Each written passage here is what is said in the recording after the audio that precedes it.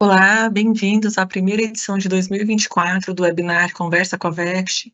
Sou Gabriela, da área de Comunicação e Marketing, e estou aqui para apoiá-los nesse evento. Vou apresentar agora a nossa agenda. Nós teremos as mensagens iniciais, os resultados de 2023, o cenário econômico de 2024, falaremos sobre o regime de tributação, responderemos às dúvidas e faremos o encerramento. Hoje estão aqui com a gente o Mauro Figueira, diretor-presidente da Vext, Vinícius Narciso, diretor de Investimentos e Finanças, Cristiano Berardo, diretor de Seguridade, Relacionamento e Tecnologia, e o Ricardo Medeiros, sócio-diretor da F3. Antes de dar o início, vou passar as informações técnicas. As perguntas devem ser enviadas pelo meio do chat, o primeiro ícone aqui destacado. Se você tiver algum problema de conexão, é só sair e entrar novamente no mesmo link. Gostaria de lembrá-los que temos aqui na plataforma uma funcionalidade de acessibilidade para legenda. Se precisar, é só clicar neste segundo ícone e avisar que este evento está sendo gravado e que será disponibilizado para todos vocês. Agora eu vou passar a palavra para o nosso diretor-presidente, Mauro Figueira. Desejo a todo mundo um bom encontro. Obrigado, Gabriela. Bom dia a todos, bom dia a todas. É um prazer estar aqui com vocês hoje. Nosso primeiro webinar, Conversa com a Vext, do ano de 2024. Vou começar aqui retomando os resultados de 2023, nos grandes números, termos gerais. Nós conseguimos aí atingir, até superar a marca de 21.600 participantes assistidos ao longo do ano, resultado dos esforços das nossas equipes comerciais, de comunicação, de investimentos, sempre em parceria com as nossas patrocinadoras. Superamos aí a marca dos 4,6 bilhões em patrimônio, geramos aí uma rentabilidade de cerca de 480 milhões de reais, nossa contribuição aí agregando valor para os participantes. Concedemos 40 milhões de empréstimos para aqueles aí que estão usufruindo desse instrumento de replanejamento financeiro. Pagamos aos assistidos 120 milhões, lembrando que esse é o objetivo final do plano de previdência, é pagar renda final para aqueles que estão se aposentando, estão precisando dos recursos para os seus projetos. Então, ficamos muito contentes em estar mais um ano aí concedendo 120 milhões para os assistidos. E os participantes, as patrocinadoras, investiram juntos mais de 260 milhões no plano. Nosso agradecimento a todos vocês por mais um ano de confiança na nossa gestão. Falando para 2024, nossas principais expectativas, aqui estão os números que estão no nosso programa de ação para esse ano.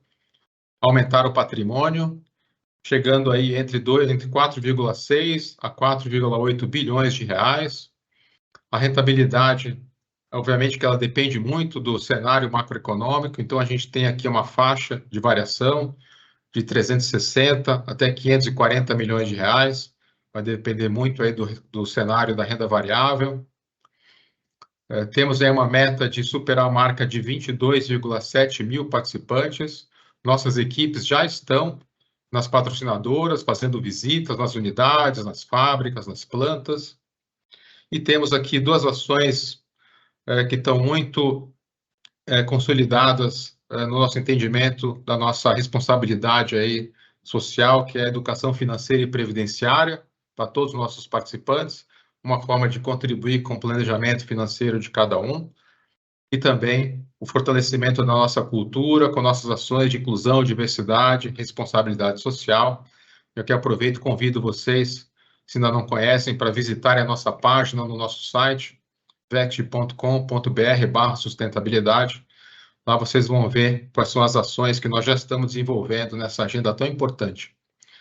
Depois, se puder, Gabi, peço para o pessoal jogar o link no chat, fica mais fácil o pessoal dar uma olhada depois. E aí, lembrando que em 2024, a Vext completa 30 anos. São 30 anos inspirando pessoas a fazerem boas escolhas para um futuro mais seguro. Sim, com certeza, só chegamos até aqui por causa da confiança dos nossos participantes, das patrocinadoras, dos nossos parceiros de negócios e da nossa equipe, com certeza, que trabalha duro no dia a dia para entregar bons resultados com segurança. Nos últimos 30 anos, a VEX se tornou uma das líderes do setor de previdência privada. Hoje somos o 8º maior plano de contribuição definida do Brasil. Temos a honra de atender milhares de participantes e gerenciar bilhões de reais em ativos. E nosso compromisso com vocês, participantes assistidos, é continuar oferecendo segurança, excelência em todas as nossas ações, sempre com uma atuação ética, íntegra e transparente. Quero aproveitar aqui e fazer um agradecimento aos nossos integrantes, que são fundamentais para que a VEX seja bem-sucedida nessa sua missão de fornecer soluções de previdência privada de alta qualidade e com segurança. E peço para vocês ficarem atentos nos comunicados, pois teremos muitas novidades esse ano, celebrando esses nossos 30 anos de VEX. Então, vou passar a palavra agora aqui para o Vinícius e desejo a todos uma excelente apresentação.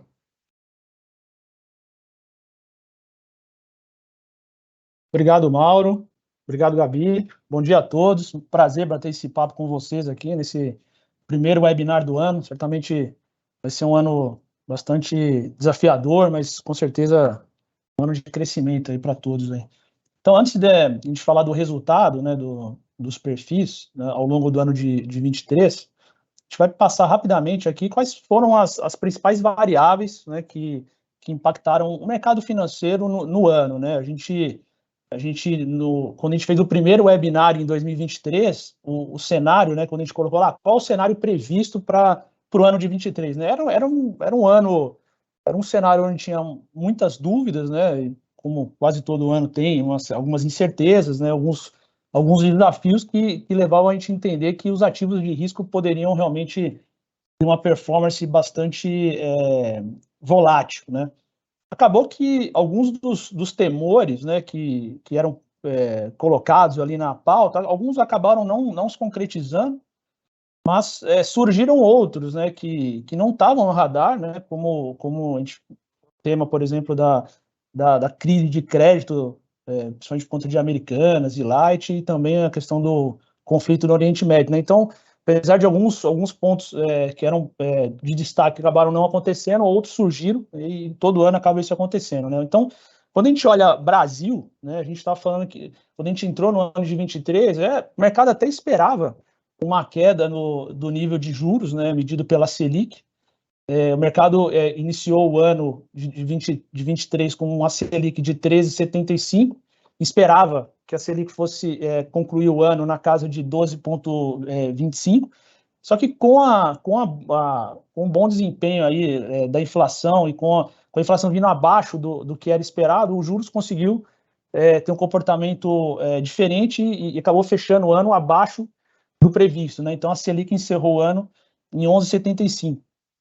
E como eu comentei, né, a inflação era um dos pontos de preocupação do ano de 23. O mercado projetava que ela terminaria o ano acima do intervalo previsto pelo Conselho Monetário Nacional, mas ao longo do ano, notícias positivas em termos da inflação fez com que realmente a política de juros funcionou, e a gente está falando aqui do IPCA, encerrou o ano dentro da faixa, né, de tolerância do Conselho Monetário Nacional, mas ainda assim perto do teto, né? Mas pelo menos já foi uma notícia positiva. O mercado também temia, né, que o PIB, né, medido ao longo de 23 também tivesse ali um comportamento pior do que acabou acontecendo. O PIB medido, né, pela mediana de um relatório divulgado pelo Banco Central era de que o PIB em 2023 cresceria na casa aí de 0,8%, e as últimas projeções estão colocando que o PIB deve crescer em 2023 na casa de 3%. Então, bem acima do que era previsto, uma notícia positiva, né, que a gente foi observando ao longo do ano, muito em função também da performance positiva, né, acima do esperado do agronegócio. Isso foi um destaque, fez com que o crescimento que deve ter em breve a divulgação do PIB viesse realmente bem acima do esperado. Outra questão que também estava no radar do mercado, dos agentes financeiros, era a questão fiscal no Brasil, né? Havia uma preocupação grande se o novo governo teria uma atenção a essa questão fiscal. apesar do governo, ao longo do ano, ter sinalizado, né, com tinha um desalinhamento ali das expectativas em relação se o governo teria uma preocupação com o controle das contas públicas e endividamento, apesar de alguns ruídos que a gente observou no mercado, o mercado pelo menos ficou relativamente mais tranquilo, que pelo menos havia uma preocupação do governo em observar a questão fiscal, apesar de o governo ter no começo indicado que buscaria o déficit zero em 2024, o mercado já trabalha com que isso não vai acontecer em 2024, mas pelo menos já ajustou as expectativas, né? Tirou um pouco desse risco que o mercado tinha. E a variável que realmente ninguém esperava em 2023 era o que a gente observou ao longo do ano. Teve a crise de crédito, basicamente Americanas, Light, algumas outras empresas tiveram problemas. A gente trouxe para vocês aqui ao longo do ano passado os impactos, né? E isso fez com que o mercado de crédito no Brasil sofresse e acabou afetando o desempenho não só dos fundos de renda fixa, que tinham operações de crédito dessas empresas, mas acabou afetando fundos de multimercado e um pouco também do mercado acionário. Então, essa é uma novidade que afetou a rentabilidade e afetou a dinâmica de alguns fundos ao longo do ano. Quando a gente vai para o mercado global, quando a gente vai para o cenário global, o mercado começou em 2023 com algumas preocupações se realmente teria uma recessão nas principais economias, principalmente nos Estados Unidos, mas acabou que ao longo do ano o ritmo de desaceleração foi mais suave do que era esperado, né? Então isso entrou em 2023 como um dos principais pontos de preocupação, mas acabou sendo reduzido ao longo do ano. Isso ajudou um pouco a dinâmica do mercado. A própria intensidade do aperto monetário, não só nos Estados Unidos, mas na Europa e no Reino Unido também, foi um tema bastante monitorado. Ao longo do ano, realmente, os bancos centrais nesses países realmente fizeram aí o dever de casa, apertaram os juros para conter a escalada inflacionária. Aparentemente, os bancos tiveram sucesso, os bancos centrais tiveram sucesso, e agora o mercado já começa a olhar quando que os juros nesses países vão começar a cair, qual vai ser o ritmo dessa queda e qual vai ser o patamar final desse ciclo de redução, né? Havia também um temor com a questão da crise energética, basicamente por conta da guerra Rússia-Ucrânia. Acabou que não se concretizou, né? Não houve um grande ponto de atenção, né? O mercado só ficou preocupado, mas acabou não tendo um efeito prático. Isso ajudou um pouco também na dinâmica dos investimentos. Só que no seu lugar, como eu falei, acabou surgindo o tema do conflito no Oriente Médio. E isso trouxe preocupação, seus desdobramentos e como que os principais países ali na região, e o próprio Estados Unidos, como é que isso ia afetar, como é que eles iam se mexer em relação a esse conflito. Então esse é um ponto ainda que tá no radar. Isso a gente vai falar aqui quando a gente falar do cenário 24. E a China também era uma variável monitorada no começo do ano passado. Tinha expectativa realmente dela fazer a reabertura dela no pós-pandemia. Isso aconteceu, mas mesmo com estímulos do governo chinês, a atividade econômica lá na China ela não está conforme esperado há algum tempo, né? Então isso trouxe uma preocupação para o mercado para saber realmente como vai ser o ritmo de crescimento chinês nos próximos anos, tá? Então, esse aqui foram as principais variáveis que afetaram o mercado, né? Tiveram outras, mas a gente trouxe só as principais. Quando a gente vai para os resultados, então, quando a gente vê esse cenário, né, que a gente acabou de ver, a gente conseguiu ver que esse gráfico ele mostra a rentabilidade líquida dos perfis de investimento. Já, quando eu falo líquida, aí já descontada a taxa de custeio. Foi uma performance crescente, né? Então é uma performance positiva em todos os perfis e crescente, muito em função das boas performances que tivemos nas alocações dos ativos com maior risco, né? Como o cenário previsto que era um cenário relativamente negativo, acabou não se concretizando e tivemos notícias positivas no final das contas, os ativos de risco acabaram performando melhor. E quando eu falo ativos de risco, a gente pode destacar aqui renda variável e basicamente renda fixa juro real. Renda fixa juro real, que é o investimento em títulos públicos atrelados à inflação, Quando a gente olha, por exemplo, do lado direito, a gente está falando do IMAB, que é o índice medido pela Ambima, que apura a rentabilidade dos títulos públicos atrelados à IPCA, teve uma performance bem positiva, 16,1% acima do CDI, e o próprio Ibovespa, né, que é o principal índice da Bolsa Brasileira, superando aí a casa de 20%. Então, essa performance desses tipos de ativos fizeram com que os perfis mais longos, né? Então, lembrando, o perfil curto prazo é o perfil com menor exposição a ativos de risco, um perfil mais conservador, e na medida que os perfis vão ficando mais longos, vai aumentando a exposição a ativos de risco. Por isso, dessa performance crescente, que é o que a gente sempre espera que aconteça, né? Performance crescente da rentabilidade dos perfis, e o ano passado isso acabou realmente acontecendo, tá? Então, eu queria dar um destaque na renda variável, Ibovespa. E é interessante que o ano passado, o investimento exterior na Bolsa bateu na casa de 45 bilhões de reais. Foi o segundo maior ingresso de investidor estrangeiro na Bolsa da série histórica, que é medida desde 2004. E dos 45 bilhões que entraram no ano passado na Bolsa, 39 aconteceram nos últimos 2 meses, né? Então, por isso que a gente observou ali em novembro e dezembro a Bolsa recuperando muito bem. Ela até o final do ano, até outubro ali, ela não vinha numa boa performance, mas realmente nos últimos 2 meses a Ibovespa, a Bolsa, o Mercado Acionário do Brasil, teve uma boa performance e a gente conseguiu capturar bem essa performance dos perfis mais longos, né? Por isso dessa performance crescente.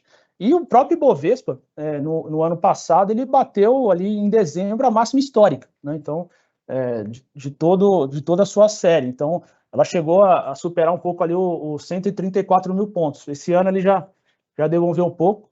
E quando a gente olhava o cenário, a gente via que realmente, quando a gente fazia as conversas com os participantes, a gente fazia os nossos eventos, né, nas campanhas de migração, a gente sinalizava que realmente ali o mercado via que o mercado acionário brasileiro tinha algum desconto, né, que tinha realmente um espaço para valorização, e a dúvida era sempre qual era o time, né, quando que isso aconteceria, né? Com essa puxada do Ibovespa ao ano passado, hoje o mercado trabalha já falando, já não tem tanto espaço assim para valorização, mas a gente vai entrar em alguns detalhes aqui. Então, basicamente, isso aqui foram as performances dos perfis, tá? Ao longo de 23. E quando a gente vai para o próximo slide, a gente agrega aqui agora a performance em janelas um pouco mais longas, né? Que é o que a gente normalmente traz aqui para vocês. Então, a gente vê no gráfico acima a performance dos perfis desde janeiro de 20, que foi quando a gente implementou dos perfis 2035 em diante. Como o ano passado a performance foi crescente, a gente conseguiu recuperar um pouco a performance histórica desses perfis mais longos, mas ainda assim não está sendo suficiente para ter o desenho crescente, né, em termos de rentabilidade. A gente vê ainda que nessa janela de janeiro de 20 para cá, a gente está falando aqui de 3 anos, né, 4 anos, a gente está falando. A gente está falando aqui dos perfis mais longos ainda estarem com uma performance relativamente pior dos perfis mais curtos. Por quê? Porque quando a gente olha o Ibovespa, na janela de janeiro de 20 para cá, o Ibovespa está subindo 16%, então o mercado de renda variável de ações no Brasil está subindo 16%, enquanto o CDI, nesse intervalo, está subindo mais de 36%. E como a participação dos investimentos, né, em bolsa e em ativos de risco nos perfis vai aumentando, como a performance desse mercado de renda variável, Ibovespa, ainda não teve, né, a sua recuperação plena nessa janela, e aí a gente sempre fala, a gente está falando de uma janela que teve a pandemia, uma janela que teve a própria guerra Rússia-Ucrânia, e teve os efeitos e outras variáveis que a gente normalmente traz. Então, é um cenário ainda diferente do que era esperado, mas a gente acredita que isso, com o tempo, isso vai se corrigir e os perfis mais longos vão começar a performar melhor. Como a gente observa no gráfico abaixo, né? Quando a gente olha o gráfico abaixo, a gente está falando da rentabilidade líquida dos 3 primeiros perfis, porque o perfil 2035 em diante, ele foi lançado em janeiro de 20, então, quando a gente olha o lançamento dos perfis lá em maio de 14 até hoje, os perfis de curto prazo, 2025, 2030, têm uma performance crescente, que é o que realmente a gente espera que vai acontecer com os demais. Então, só para dar um destaque ali, por exemplo, o perfil 2030, que é o perfil com maior risco, né, nessa janela, ele está com uma performance bem superior ao próprio CDI, superando o IPCA, batendo o próprio IFMM, que é o índice medido pelo BTG de performance de fundos multimercado. Então, realmente, a gente espera que esse aqui seja o comportamento dos perfis numa janela mais longa, tá? Então, é interessante observar isso, por isso que a gente sempre, nas campanhas, né, de migração, a gente indica que, mais do que monitorar o mercado, mais do que ficar ali tentando acertar qual que é o melhor perfil numa janela de curto prazo, é olhar realmente seu objetivo com investimento, e muitas vezes o objetivo com investimento pressupõe você ter uma expectativa de prazo, né, de utilização do recurso no longo prazo, e a expectativa é que os perfis mais longos tenham performances melhores pelas alocações que a gente faz aqui, né, nas suas carteiras, tá? No nosso website tem todos os detalhes, né, tem a lâmina de investimentos, lá vocês podem consultar a performance das classes, consultar outras janelas, né, então é só acessar www.vext.com.br, lá vocês conseguem ver performances de outros indicadores e outras janelas, e também classe por classe para ver, tá?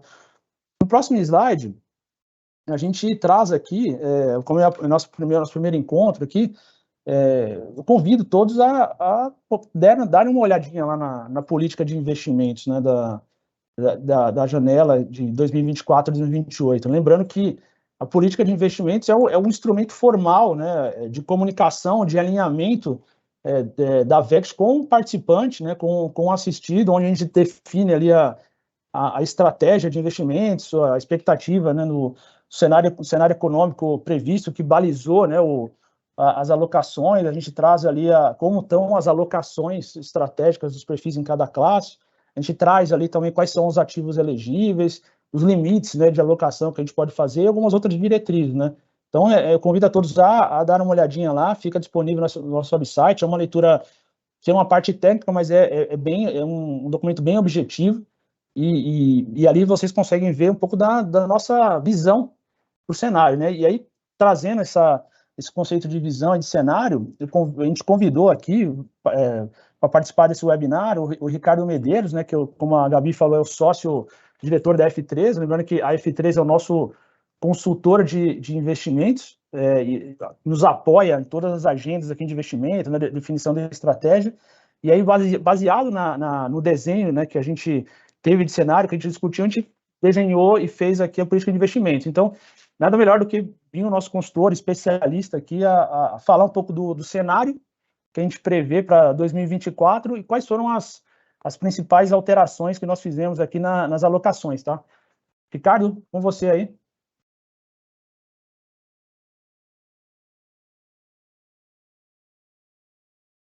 Oi, pessoal, obrigado, Vinícius, pela introdução, obrigado, pessoal, que está organizando aqui o webinar, obrigado pelo convite e obrigado por todo mundo que está nos assistindo. Bom, vamos lá. Eu vou começar aqui com um gancho, para não ser muito repetitivo, mas é importante a gente pensar, eu quero trazer primeiro um resumo e depois eu vou detalhar um pouco desses pontos, tá? Porque é importante a gente ter como grande mensagem para quem se interessa por esse assunto de cenário macroeconômico, entender quais são os drivers importantes que a gente vai olhar para 2024.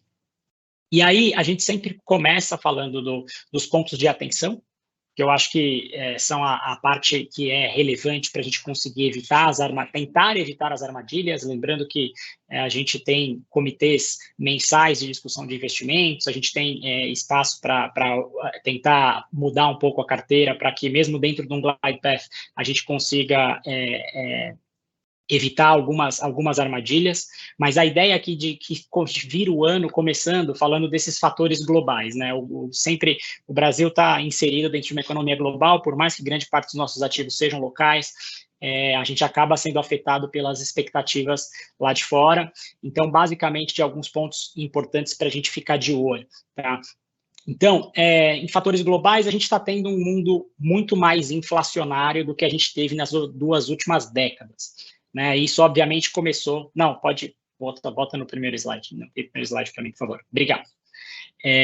A gente começa com a questão de reaceleração das inflações, né? O mundo está muito mais inflacionário do que a gente experienciou aí nos últimos 2, 3 décadas, né? Parte disso afetado pela questão da pandemia, né, de reabertura, de cadeias globais sendo realocadas por conta dos riscos que se materializaram durante a pandemia, né, de falta de suprimento. Então, a gente sai de um mundo que a China produz muito e a China conseguia ter uma eficiência muito grande, era muito deflacionária, né, para algumas dessas cadeias começarem a serem trazidas para os países, pensando principalmente nas cadeias mais importantes estrategicamente. Obviamente, isso também pressiona, né, com a reabertura e a normalidade, a volta pós-pandemia, né, das pessoas consumirem, né, e poderem usufruir desse pós-isolamento, né. Obviamente, isso também pressiona um pouco a questão da inflação, e isso tem afetado muito os países desenvolvidos,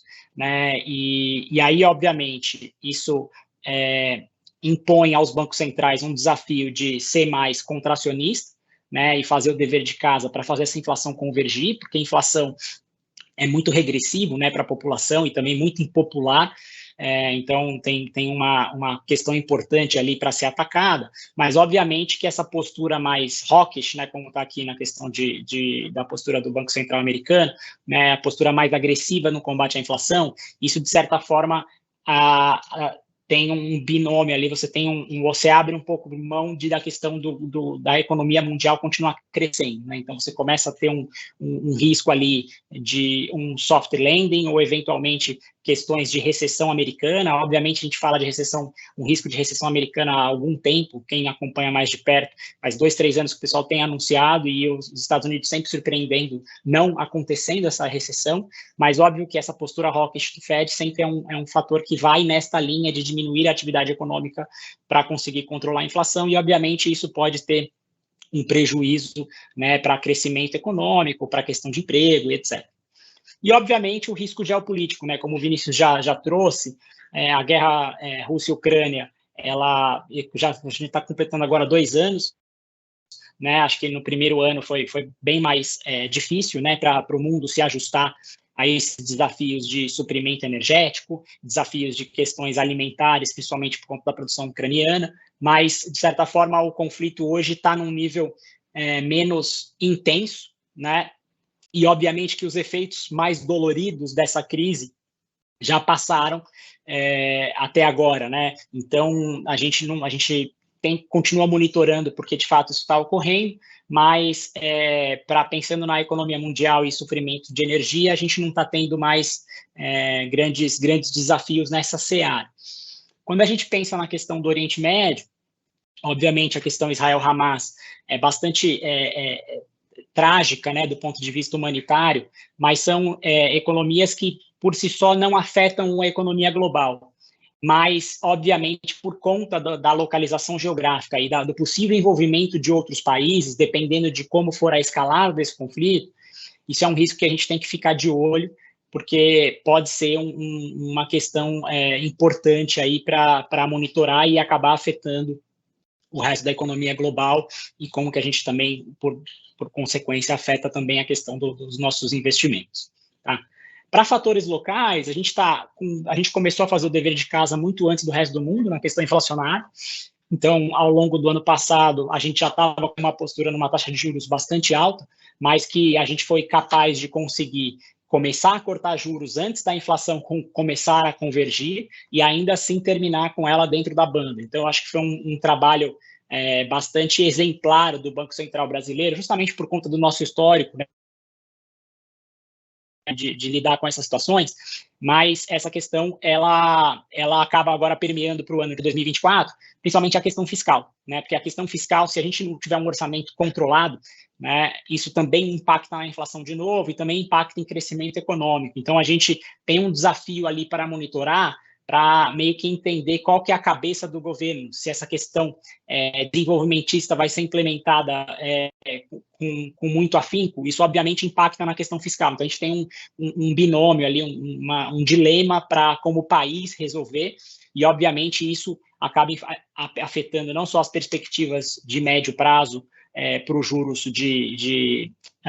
para a taxa básica de juros, né, o ritmo, quando que o Banco Central vai conseguir parar de cortar juros, mas, ao mesmo tempo, também como que isso pode atrapalhar o crescimento econômico ou impulsionar o crescimento econômico, mas vindo também com uma reaceleração da inflação. Agora, pensando em pontos positivos, a gente está com um patamar hoje de juros mais condizente, né, com o nível já continuando no processo de cortes de juros constantes, né, com muita transparência e guidance, né, do Banco Central. Ele é muito transparente para onde que ele está querendo colocar, que ele vai continuar conseguindo cortar juros no mesmo ritmo. Isso ajuda a dar previsibilidade. A questão agora é qual que é o nível que a gente vai conseguir parar de cortar juros, né? Qual que é a taxa final da Selic. Mas, obviamente, a gente, por ter começado o dever de casa antes, a nossa inflação está mais controlada e a gente vai conseguir chegar num patamar de juros, como o resto do mundo está subindo, um diferencial até bastante positivo, se você for comparar o que aconteceu nas outras décadas passadas, que o Brasil sempre teve uma taxa de juros muito acima do resto do mundo, né?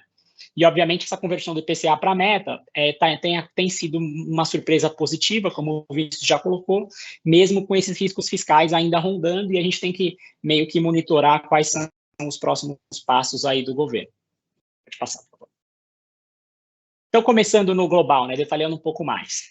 Nos Estados Unidos, como eu comentei, o S&P continua surpreendendo para cima, né? Chegou agora em janeiro no high histórico, né? Também do S&P, mesmo com toda essa questão da taxa de juros americana está num patamar mais alto em 3 décadas.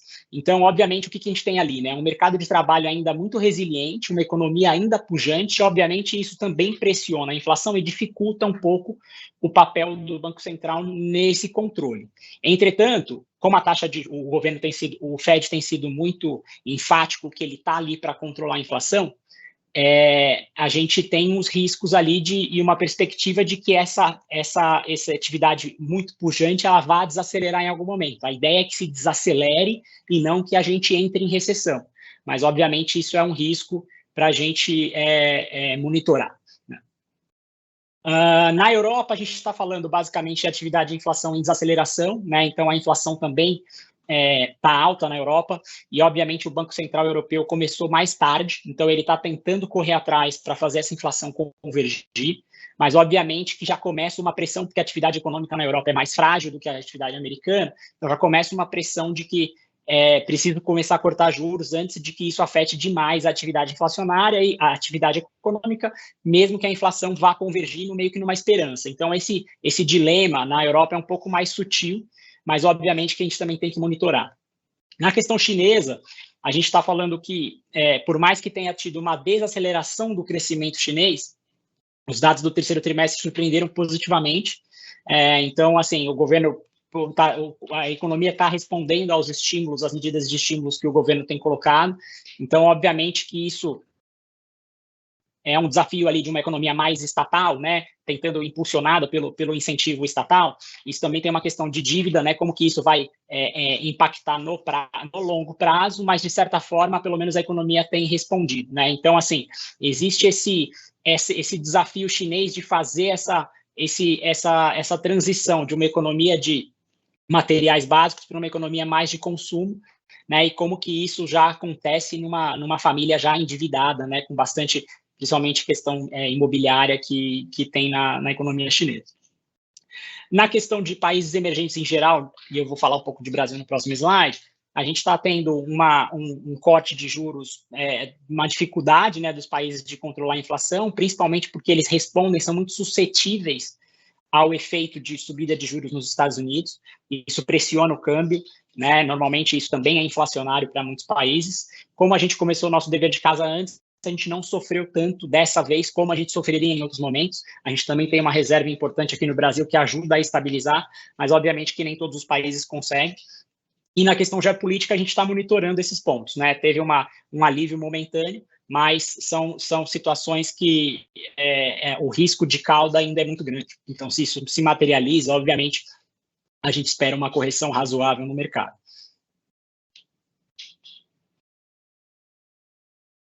Temos mais um slide. Isso.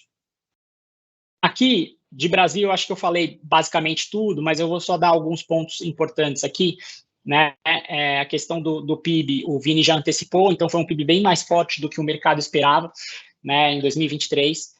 Obviamente que o quarto trimestre ainda não saiu, deve ser um pouco mais moderado, mas o carry para 2024 acaba sendo interessante, né, para ajudar o país a continuar nessa retomada, mas obviamente que ainda o efeito da taxa de juros mais alta que o Banco Central teve para fazer a inflação convergir, ainda não foi tanto sentido na economia. Então, obviamente que uma desaceleração com esse efeito defasado da política monetária pode acontecer da gente ter uma questão razoável para monitorar, principalmente inadimplência de famílias e empresas, tá? Que isso também pode impactar na questão de crédito local, que é um risco importante que a gente vê pensando em investimentos para 2024.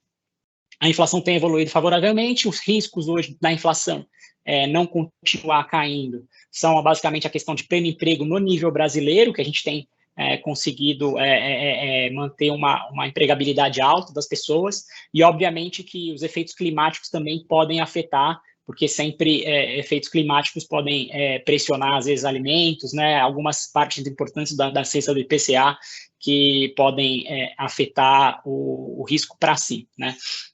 E aí a questão institucional, de marcos institucionais relevantes, a gente teve, né, o arcabouço fiscal, a reforma tributária, o Conselho Monetário conseguido fazer a meta, ficar dentro do intervalo da meta de inflação, então não precisou fazer uma carta dizendo por que ficou fora.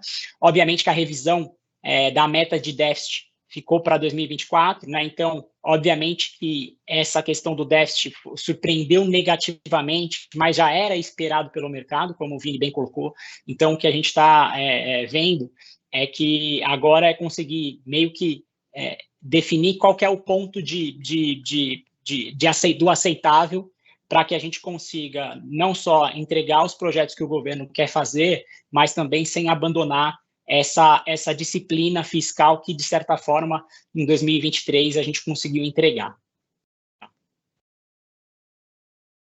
E aqui é importante a gente pensar como que isso impacta essas discussões, todos esses drivers, como que isso impacta na alocação do participante, porque no final a gente está aqui pensando como que esses perfis vão responder a esses efeitos e como que essa carteira está construída, né, para conseguir, mesmo a gente percebendo, tentando estimar quais são os maiores riscos, a gente conseguir ter um portfólio robusto independentemente do caminho que se materialize, tá? E aqui é interessante a gente ressaltar uma alteração relevante que a gente fez na API de 2024, tá? Que é a API vigente agora. Basicamente, as perspectivas de juros de longo prazo comparados, né? Vamos só lembrar aqui os conceitos, né? O glide path é o plano de voo do perfil. O glide path, se você for lá na API, você vai conseguir ver ano a ano qual que é a alocação que cada perfil vai ter de acordo com o ano que ele está, né? A partir de agora, e qual que é a alocação que ele vai ter em renda variável, em multimercado, em renda fixa a curto prazo, né? Investimento no exterior, global, renda fixa global com hedge, enfim, a gente tem lá um compromisso com vocês que é o glide path.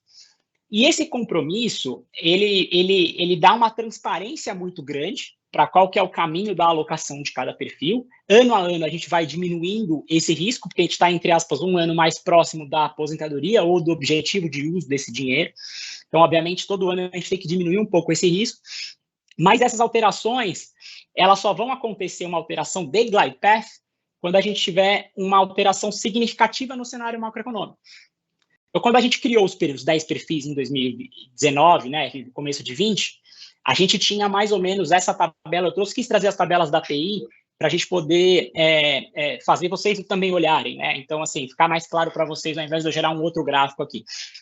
Então, basicamente, assim, quando a gente olhava, né, o glide path que estava vigente até 2023, ele tinha sido proposto em 2020. E aí, quando você olha a última coluna, né, dessa tabela da esquerda, a gente vê principalmente aqui, ó, rendimento, previsão do rendimento do Ibovespa, né, 10,75 ao ano, né, não acima da inflação, né, então é 10,75 nominal, que não é real esse retorno.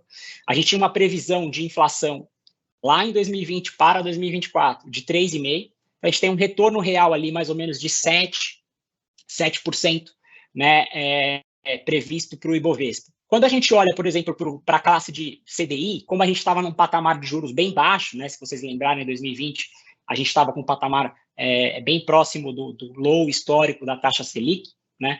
A gente estava vendo que a taxa de juros de longo prazo do Brasil seria em torno de 6,5%, que é mais baixo do que a gente tem hoje, mas se você for pensar em retorno real, ela teria só 3% de retorno real.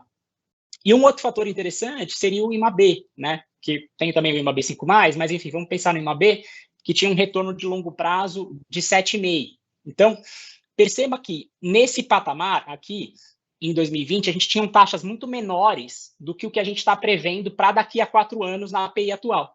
Então, quando você olha o CDI mais longo, ele sai de um retorno real de 3,5% e vai para um retorno de 4,5%. A gente sai de um retorno do Ibovespa de 10,75, fica meio constante ali, um pouquinho acima para 11,20, né? Então, assim, sobe 0,5% em retorno real. Mas as classes de IMAB, né, subiram bem mais. E isso aqui é importante, porque, obviamente, cada ativo, dentro do nosso modelo de ALM, né, que vai olhar a volatilidade, né, desses ativos e o retorno esperado desses ativos, os ativos que mexem demais, como a Bolsa, que é o ativo mais volátil, ele pode ter um retorno esperado maior, só que às vezes ele vai ter um custo muito grande de carregar isso, né, ao longo do caminho. Quando você vai para um ativo como o IMAB, ele tem uma volatilidade mais alta do CDI, obviamente, mas mais baixa do que a Bolsa. Então, a gente tem um retorno esperado mais, como eu posso dizer, constante ao redor da média do que a gente espera para ele, porque a volatilidade dele é menor. Então, obviamente, quando esse cenário muda de patamar nessa relevância, a gente revê o glide path. E quando a gente reviu, olha que interessante como ficou as classes, né? Quando você olha o que estava vigente até 2023, a gente tinha aqui uma parcela laranja, né, de renda variável bastante grande de alocação. A gente tinha quase 40%, 45% aqui nos perfis longos de renda variável, e a gente tinha só 20% de IMAB 5+, por exemplo, que é a classe de renda fixa juro real. Tá? No portfólio que está vigente a partir de agora, por conta dessas alterações, a gente percebeu que aumentando o IMAB 5+, e diminuindo o Ibovespa, a gente não só melhorou o retorno esperado dos perfis no longo prazo, como diminuiu a volatilidade do perfil, a volatilidade do caminho até chegar lá nesse retorno, né? E a gente conseguiu melhorar todas as métricas que a gente monitora, né? De recomposição salarial, de anos de benefício de cada perfil, pensando no participante ideal da Vext. Então, assim, essa mudança de cenário impacta para vocês da seguinte forma: a gente diminuiu o risco dos perfis de Ibovespa em torno de 9% na parte longa da curva, né? Então tem alguns que são mais, outros menos, dependendo do período que você tiver, e a gente aumentou a inflação juro real, que é um retorno esperado um pouco menor que o do Ibovespa, mas muito menos volátil que o do Ibovespa. Então, nessa troca, é uma troca eficiente para a gente fazer, porque melhora a diversificação, melhora a relação risco-retorno, a gente fica menos concentrado em renda variável, e daqui para frente a gente consegue ter uma previsibilidade maior, mesmo nos perfis mais longos. A ideia é que essas alterações de glide path, elas ocorram em espaços largos, né? Então, a gente está falando aqui 4 anos para acontecer. Da outra vez, a gente também demorou quase 4 anos, né? A gente está esse ano a gente completa 10 anos dos perfis target date. Então, essas revisões aconteceram 2 ou 3 vezes em 10 anos. E a ideia é que seja essa mesmo. Mas é legal a gente poder aproveitar essa oportunidade de falar com vocês para mostrar quando que isso acontece e mostrar que esse time que está aqui de investimentos está também atento a essas mudanças de mercado para sempre buscar a melhor relação risco-retorno para vocês e para o participante, pensando sempre no horizonte de investimento no longo prazo. Era isso que eu tinha para falar. Obrigado, Ricardo. Excelente apresentação. Fazer uma pergunta, aproveitar, depois a gente vai ter uma sessão só de perguntas e respostas, mas conectando com esse último slide que você colocou, e alguns participantes entram em contato conosco aqui, e aí parece até um pouco contraintuitivo, né? A gente fala assim, num cenário de queda de juros no Brasil, não seria o caso da gente aumentar a exposição à renda variável, à Ibovespa? Acho que essa é uma pergunta que a gente recebe de várias formas, acho que, resumindo, que essa é uma boa pergunta. É uma ótima pergunta, e obrigado por ter a chance de explicar para vocês aqui. É o seguinte, o que a gente tem que pensar da onde a gente está partindo. Eu acho que é esse o primeiro ponto.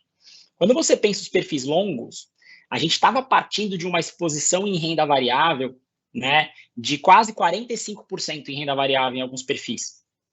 Isso é uma exposição altíssima, né, comparado com outras entidades, mas outras entidades também não oferecem perfis tão longos quanto a Vext, né? Então a Vext foi pioneira nos perfis data-alvo e também pioneira em oferecer perfis tão longos. Então a nossa alocação em renda variável já era bem alta, porque quando a gente fez o lançamento dos perfis em 2020, a expectativa de retorno era diferente, como a gente mostrou na tabela anterior, né? Quando a gente vê essa mudança de cenário de taxa de juros de longo prazo, por mais que a nossa taxa de juros esteja caindo agora, ela está mais alta do que ela estava em 2020.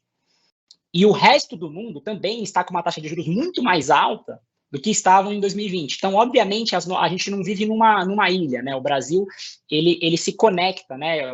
Os retornos de investimentos e o requerido pelo investidor para financiar países é sempre um comparativo. Então, se você for pensar, o mundo saiu de uma taxa de juros muito baixa em 2020 para uma taxa de juros mais alta agora em 2024, mesmo que o país, o Brasil, já esteja num ciclo de corte, a gente não vê a taxa de juros do Brasil voltando nem para os níveis de 6,5, né? Talvez uma postura mais agressiva de falar que a taxa Selic vai chegar em 6,5, que era a tabela inicial. Então, isso também é importante a gente ressaltar. E segundo, que é de onde que a gente partiu. A gente partiu de uma alocação já grande em renda variável, a gente continua com uma alocação bastante grande, né, em torno de 30% agora nos perfis mais longos, mas também carregando um pouco mais de juro real, também perto de 30%, porque o retorno esperado do juro real hoje está valendo a pena, né? E, obviamente, quando essas convergências acontecem, né, se a gente mudar de cenário de novo, a gente sempre pode revisar lembrando que esse processo de revisão do cenário acontece em toda a PI, a discussão desse processo. A gente não só materializa a alteração para o participante, porque nem sempre os ganhos para o participante são claros quando a gente olha para o modelo.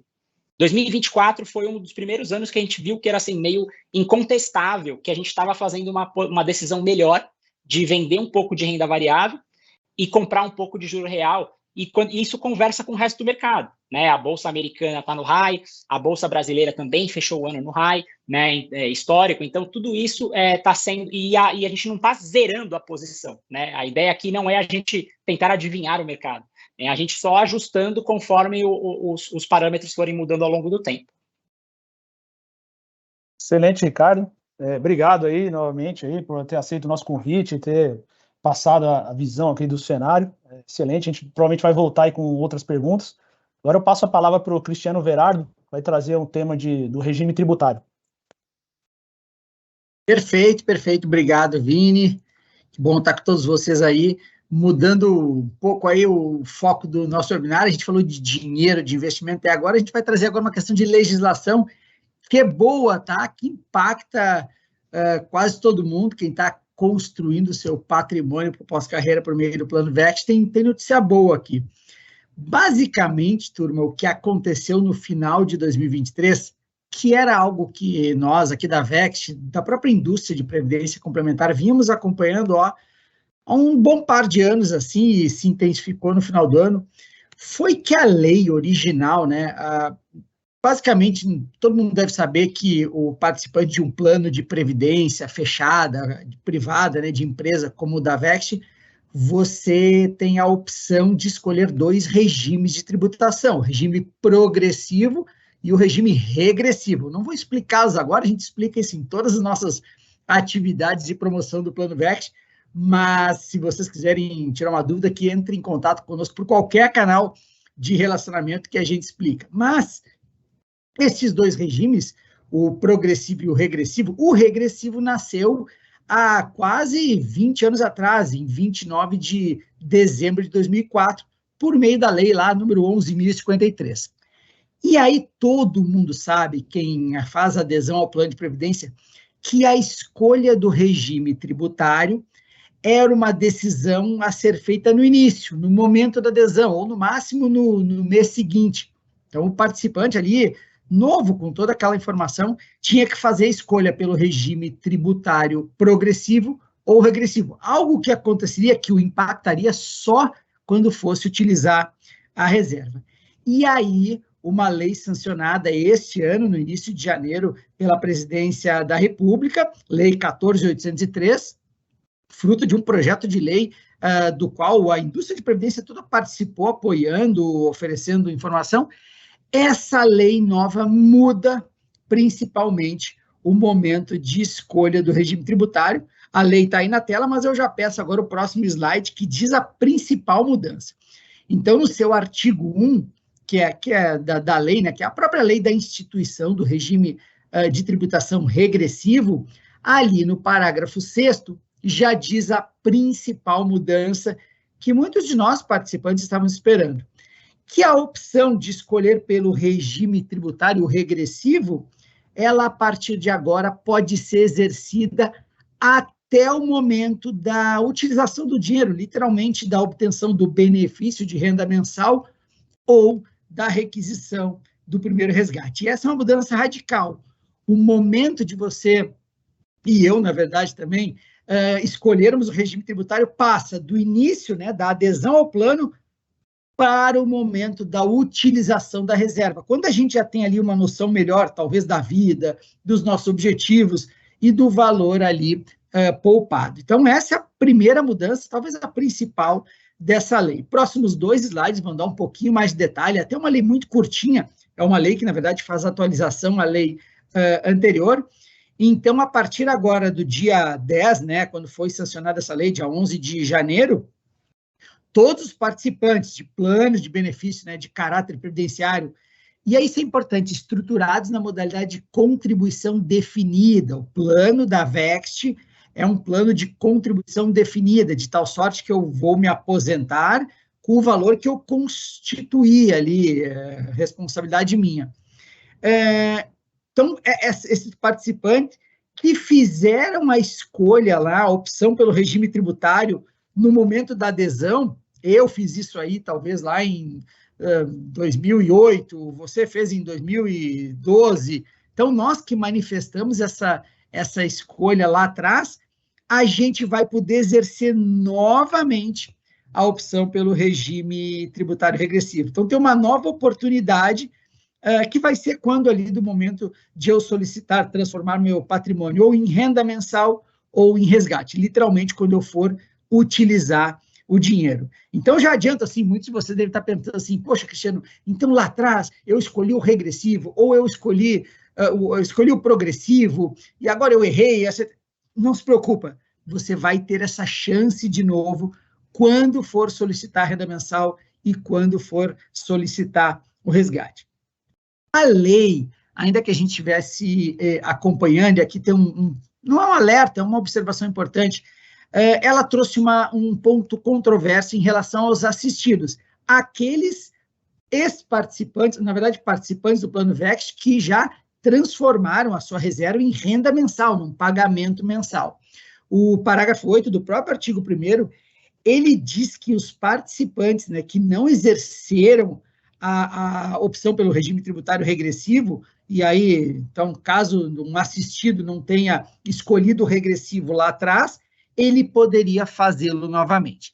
Esse ponto está sendo avaliado pela Associação Brasileira das Previdências junto à Receita Federal do Brasil, porque o assistido já está recebendo renda e sendo, por exemplo, tributado no regime progressivo. Poxa, agora ele pode mudar? Isso teria muito impacto até para o próprio indivíduo, até para o participante perante a Receita. Então, a VEXT vai esperar essa manifestação. Próximo slide, Gabi. E, por fim, só para não restar dúvida, a lei explicita que valores que já tenham sido pagos, no caso até dos assistidos, né, o assistido recebeu renda e agora poderia mudar.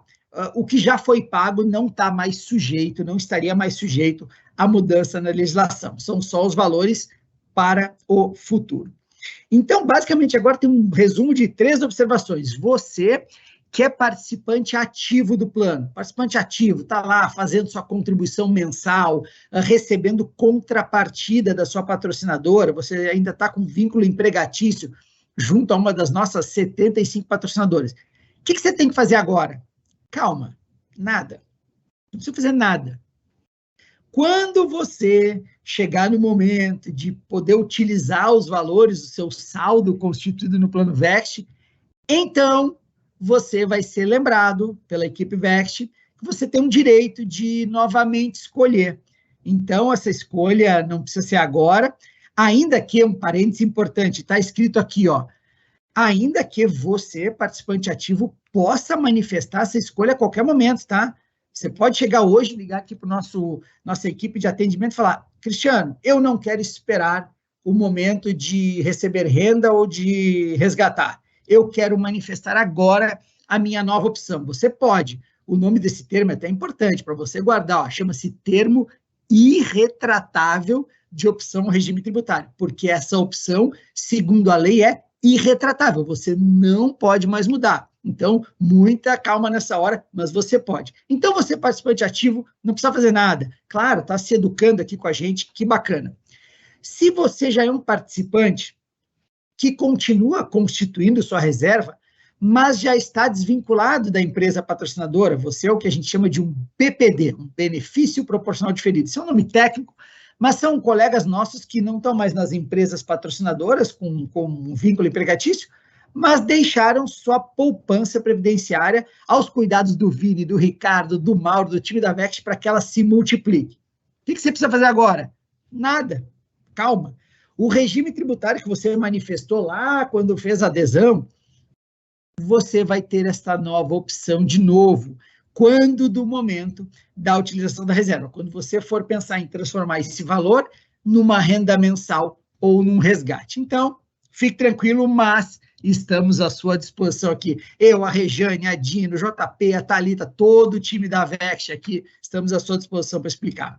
E meu último slide, justamente para os participantes assistidos. Nós temos mais de 1.100 participantes do plano, né, que são chamados agora de assistidos, já estão recebendo renda mensal a partir da própria poupança constituída. Para estes participantes, como a gente está buscando uma orientação melhor junto à Receita Federal do Brasil, para não ter até impacto na sua declaração de ajuste anual, espere. Assim que a Vext tiver esse posicionamento formal, nós vamos contatá-los um a um, porque 1.000 é fácil de contatar e é muito importante, porque vocês já poderiam fazer uma mudança que impacta no dia a dia, e aí a gente vai trazer a informação adequada depois dos esclarecimentos da Receita Federal. Então, semelhantemente ao Vini, que comemorou o desempenho dos perfis de investimento, poxa, de forma bacana, como devem ser os mais longos e os mais curtos, nós também aqui pelo lado mais técnico da Vext, o lado dos procedimentos previdenciários, a gente também comemora esse início de ano com essa mudança de legislação que ajuda muito o participante. Não sei se você sabe ou se você lembra, quando você fez a adesão ao plano, teve que escolher entre regime tributário, regressivo e progressivo. Não foi uma coisa simples, não foi para mim e continua não sendo. Que bom agora que o Estado brasileiro tira esse momento de fricção do momento da adesão e joga lá para o momento que a gente tem mais conhecimento e uma visão mais clara de como está essa situação. Então, Gabi, eu encerro aqui minha rápida explicação, lembrando que dúvidas, além, se você quiser mandar uma pergunta no chat aí, estamos à disposição por todos os canais de relacionamento aqui da Vext. Obrigada, Cris. Antes de dar início às perguntas, eu gostaria de convidá-los para responder nossa pesquisa sobre o evento. É simples, rapidinho, é só ir acessar o QR Code, ok? E agora daremos início às perguntas. A primeira pergunta é para o Cristiano mesmo. Cris, a pergunta era sobre uma atualização sobre esse tema. Então, eu queria saber sobre a possibilidade, acho que você acabou de explanar aqui para a gente, então eu vou seguir a próxima pergunta, que é perguntando se haverá algum comunicado fórum para explicar as mudanças ocorridas na escolha da tributação de previdência complementar. Legal, a gente está fazendo dentro do nosso plano de comunicação apoiado pela Gabi, minha colega de comunicação e marketing, a divulgação disso. Começamos hoje, na verdade não, a gente já começou um pouco mais tempo, mas hoje é o momento que a gente compartilha essa novidade com um pouco mais de detalhe aqui, com a minha explicação, por exemplo, para todos vocês. E a gente já começou esse plano de comunicação. Nós já levamos esse tema às nossas empresas patrocinadoras, capacitando a turma de PO, de RH, das empresas que operam ou que oferecem o plano Vext. Nós já começamos falar com participantes que já estão próximos aqui, estão em momento de decisão, seja por renda, seja por resgate, e nós vimos agora, estamos apoiando eles com algumas simulações para ajudar na decisão. A gente em breve se comunica com os participantes assistidos, assim que tivermos, como eu falei, a orientação da Receita Federal. Nós vamos divulgar em breve já na nossa newsletter bimestral,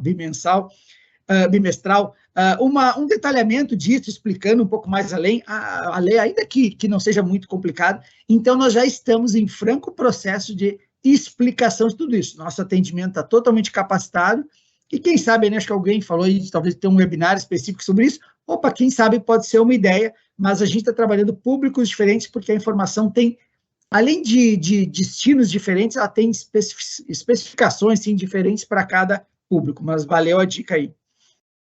Outra pergunta para você também é: quantas patrocinadoras fazem parte do Plano Vext? E o que acontece se uma patrocinadora resolver sair da Vext? Pô, duas perguntas aí. Eu acabei de falar aqui, meio sem querer, nós temos 70, nós atendemos, né, a Vext, a entidade fechada de previdência complementar, nós somos operadores aí do Plano Vext, a gente atende aos 22 mil participantes assistidos, né, ajudando-os a construir seu patrimônio para o pós-carreira, mas a gente atende a 75 empresas, 75 CNPJs, operando o benefício que eles oferecem para os nossos participantes assistidos. Então, nós temos hoje 75 patrocinadoras do Plano Vext. Na verdade, o termo patrocinador é que a empresa patrocina o seu planejamento pós-carreira quando você é integrante, né, funcionário da empresa.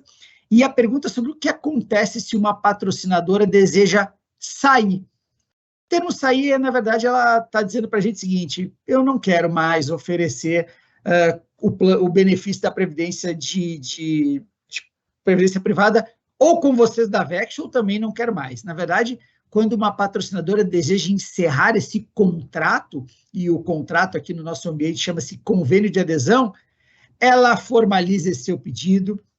Geralmente ela tem dois caminhos: ou ela quer encerrar a oferta do benefício da previdência para os seus funcionários, para os seus integrantes, ela não quer mais dar previdência, ou ela quer mudar de administrador, ela quer sair da Vext e ir para um outro administrador. Isso acontece, já aconteceu, é muito raro, mas ela toma esses dois caminhos, comunica a Vext, há um processo todo formal que tem que ser aprovado pela Superintendência Nacional da Previdência Complementar, a Previc, que é o nosso agente fiscalizador.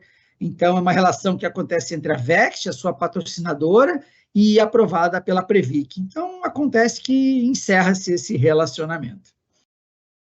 Tem mais uma pergunta aqui para você, é o seguinte: quando o integrante sai antes da aposentadoria, porque pediu demissão, ele receberá todo o montante, incluindo a contrapartida da empresa? Essa pergunta é boa, e eu me gabo de falar uma coisa muito importante. Primeiro,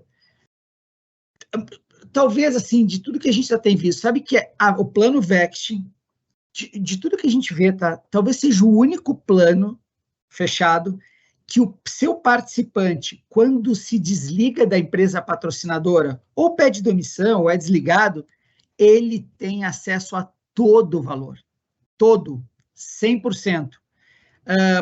A contrapartida da patrocinadora, tudo, o valor que ele contribuiu, obviamente, e toda a rentabilidade. A gente, pelos nossos cálculos aqui, pelas nossas investigações, o Plano Vext é único. Isso se chama a gente diz que a Vext não tem nem carência, nem vesting, não tem multa para o participante acessar seu valor. Claro, é muito importante você saber o seguinte: quando você se desliga da patrocinadora, todo o saldo que você vê, ou no seu extrato, ou no aplicativo, ou na área restrita, é seu. Tá lá, se tem lá 100 mil reais, 100 mil reais são seus. Lembrando que você, claro, tem que acertar as contas com o leão, com o imposto de renda. Então, sobre aquele valor que está explícito no seu extrato, você vai ter ali a devolução do imposto de renda que você, lembrando, nunca pagou até esse momento, porque você difere, né? Você joga para frente o pagamento do imposto. Mas sim, aqui no Plano Vext, independentemente se você se desliga da patrocinadora por um pedido de demissão, ou se é desligado até, todo o valor é seu. Isso é um benefício super bacana do Plano Vext, lembrando, claro, só do imposto de renda que você tem a pagar.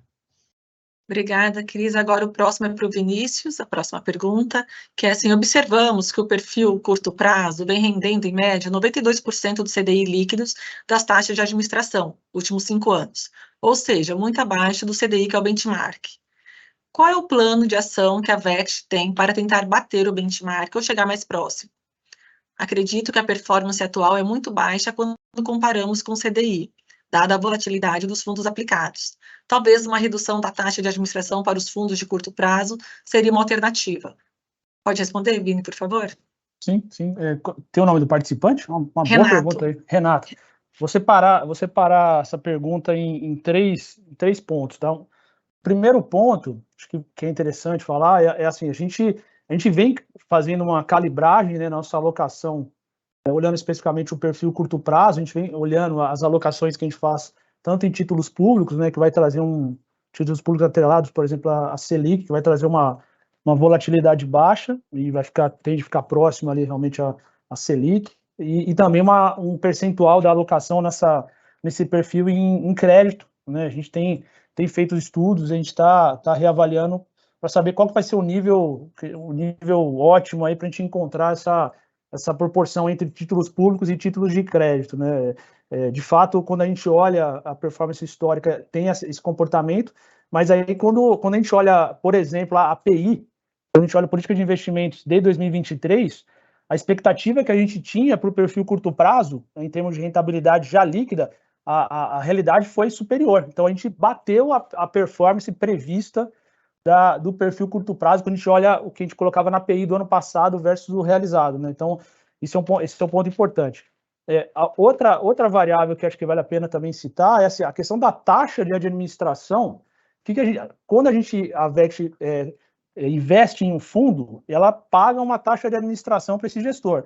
Quando a gente olha as alocações que a gente tem no perfil curto prazo, principalmente na classe renda fixa curto prazo, o percentual de taxa de administração já é extremamente baixo. É muito abaixo, por exemplo, se a gente compara com uma alocação que uma pessoa física faria num fundo de uma plataforma ou de um banco. Então, também já tem essa outra variável. A gente já tem um gasto menor na alocação desses fundos, que basicamente é a alocação desse perfil. E quando a gente olha a taxa de custeio administrativo, que aí é um terceiro ponto, que é o valor que o participante e o assistido paga de taxa de administração, o que a gente chama de taxa de custeio administrativo, ele independe do perfil. Por que a gente entende? A gente está disponibilizando para os mais de 22 mil participantes, como a gente viu ali, 10 perfis de investimento, 2 janelas, possibilidade de alteração de perfil. Então, a gente entende que não seria adequado a gente segregar a cobrança, porque o participante ele tem a livre escolha, ele vai escolher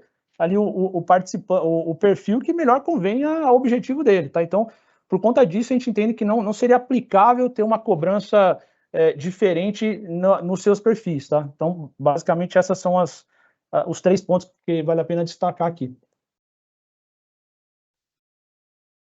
Oi, Gabi. Ok, Vini, obrigada. Tem mais uma pergunta aqui. Cada perfil 2030, 2035, 2040 tem o seu próprio CNPJ? Se sim, onde encontrar no site? Por exemplo, o perfil 2035. Certo. Assim, não, cada perfil de investimento é uma carteira de investimento, tá? Então, a VECT, como entidade, tem um CNPJ, e aí a VECT possui carteiras de investimentos, que a gente chama aqui de perfis, né? Então, os perfis de investimentos têm as composições diferentes, né, de classes, como a gente consegue ver na nossa política e também disponibilizado no nosso site. E aí, não tem o nome do Júnior, né? Aí o Júnior, se você, e acho que qualquer participante quiser entender como que é a disposição de cada uma dessas carteiras e logo dos perfis, no nosso website, né, vect.com.br, na parte de investimentos, lá a gente mostra, além da própria política de investimentos, a gente tem a lâmina de investimentos, onde você consegue ver as alocações que são realizadas por cada um dos 10 perfis. A gente detalha lá quais são os fundos investidos. Aí sim, os fundos investidos, a gente disponibiliza lá o CNPJ. Então, você, participante, assistido, consegue ver ali onde que a VECT aloca os recursos e detalhando quem são os gestores, o CNPJ, e aí com o CNPJ em mãos desses fundos, onde a gente aloca, vocês conseguem ver ter mais informações desses gestores, desses fundos no site da CVM e dos próprios gestores, tá? É uma boa pergunta essa daí. Ok, Vini. Próxima pergunta é: qual a justificativa de nenhum perfil atingir 100% do seu benchmark desde janeiro de 2020? Acho que esse é um ponto, não tem o nome do participante, né? Esse é um ponto importante, assim, a gente gosta de reforçar que a gente não tem benchmarks por perfis, né?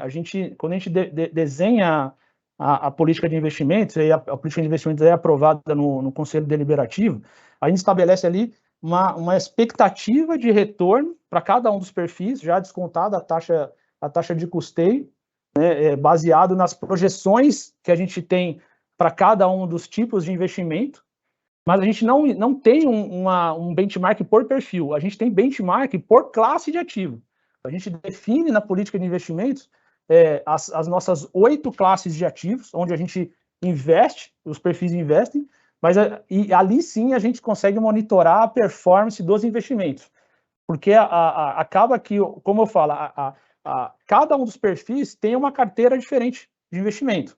A gente não seria difícil estabelecer ali um benchmark por perfil, porque vai depender muito da alocação. Então, todo ano esse benchmark teria que ficar mudando também. Então, a gente prefere aqui na estratégia definir benchmark, ou seja, o que é benchmark? Índice de referência para cada uma das classes de ativos, porque as classes de ativos são ali investimentos com características similares. Então, por exemplo, a gente está falando de uma classe de ativo renda fixa, curto prazo. Então, títulos públicos atrelados à Selic e um pouco de crédito privado. Então, a gente tem um benchmark, o CDI ali.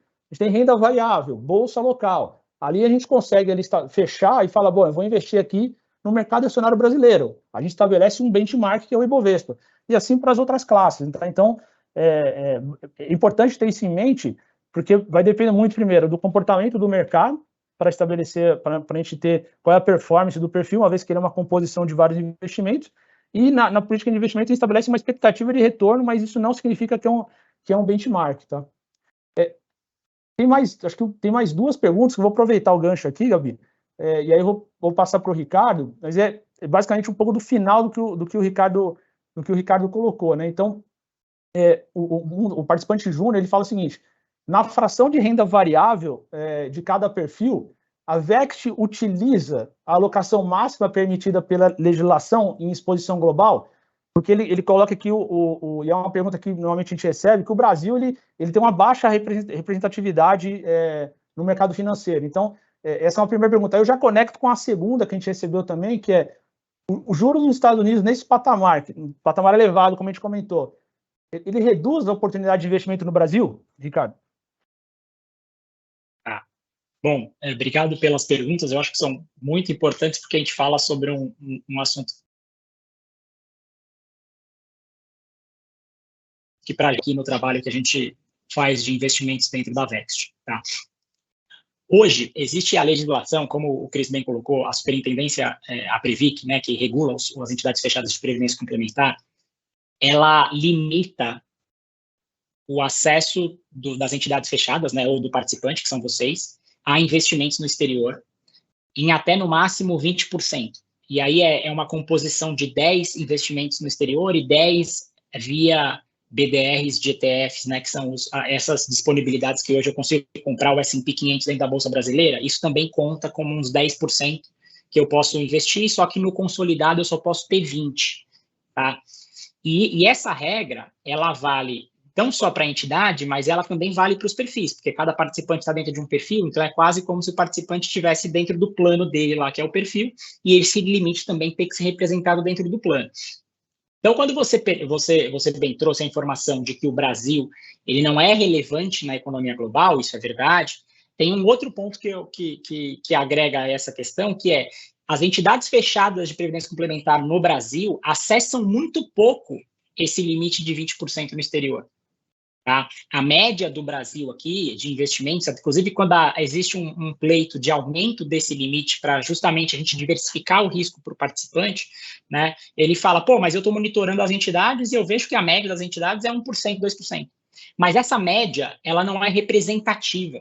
Porque no caso de vocês, que é a Vext, né, nos perfis longos, a partir do perfil 2025 em diante, a gente já está com um limite perto desses 20%, né? A gente tem ali, roda em torno de 15%, justamente porque, por conta da variação, eu não quero ter um desenquadramento passivo, né? Então, eu tenho um limite um pouco abaixo de 20%, mas é um limite muito mais alto, às vezes 10 vezes mais alto do que a média no Brasil, e a gente sempre foi muito defensor dessa estratégia, de eu trazer esses investimentos no exterior para os perfis que podem ter risco, justamente porque isso ajuda a diversificar, a melhorar a relação risco-retorno para o participante, diminui a correlação entre os ativos, porque todo o resto é exposição ao Brasil, então quando o Brasil começa a ir mal, tudo vai mal ao mesmo tempo, o Bovespa vai mal, crédito vai mal, inflação, juro real sobe também, então também vai mal, então assim, a gente quer diminuir essa correlação, então essa diversificação é essencial para o que a gente faz.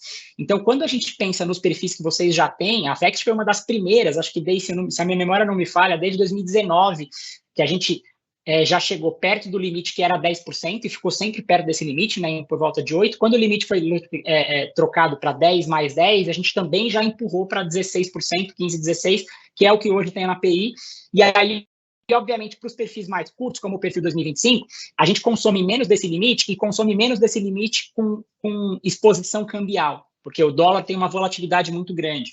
Então, para os perfis que estão próximos à aposentadoria, como no 2025, ou até, de certa forma, no 2030, que ainda tem 6 anos, mas ainda é mais próximo também, a gente tem menos exposição cambial nesses investimentos no exterior, mas a gente consome esse limite.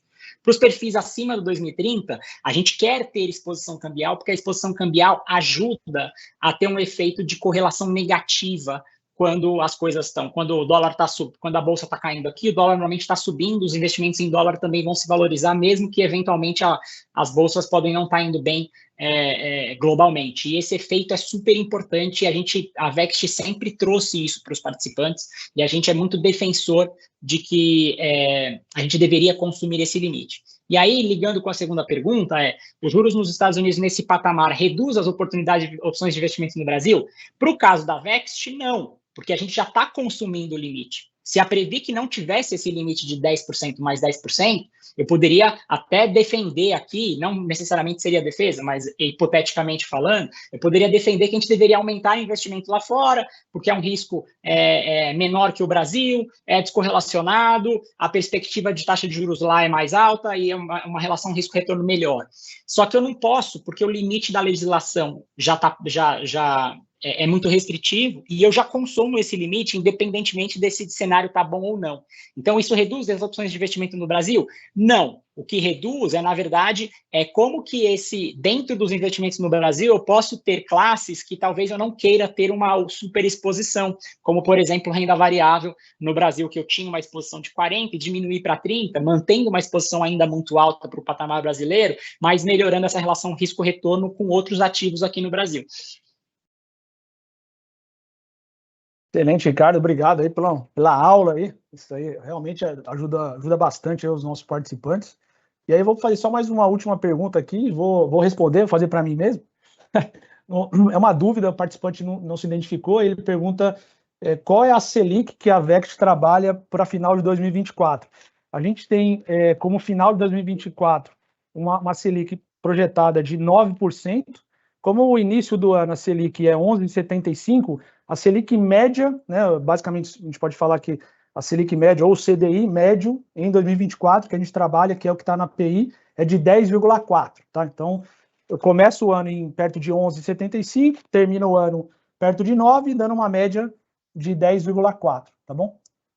Obrigado a todos. Eu vou passar agora para a Gabi fazer o encerramento. Obrigada, Vini. Então, o nosso tempo está se esgotando, acho que a gente conseguiu responder bastante perguntas. As que não foram respondidas, eu peço que entre em contato com os nossos canais de relacionamento. Quero ressaltar que em breve enviaremos a newsletter com as informações do primeiro bimestre, inclusive com a gravação deste evento, e também abordaremos na news o tema de alteração das regras do regime de tributação, entre outras informações da Vext. E relembrar que também vocês podem conferir tanto a news quanto essa gravação no portal da Vext. Agradeço a presença de todos, em nome da Vext, e até o próximo.